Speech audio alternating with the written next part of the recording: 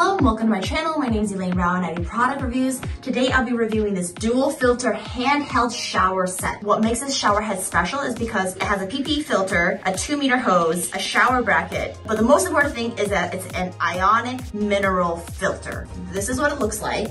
This is the head right here with, you see in the back, the filter particles, and then this is the actual head itself. Really tiny holes that you can barely even see, but they're there. So the water comes out like a nice mist. And here is the other part of the filter as well. Underneath, there's a secret compartment. Ooh, I love boxings like this. Something else. There it is. This is seal tape and the different components that you basically need in order to set it up and attach it to your shower head.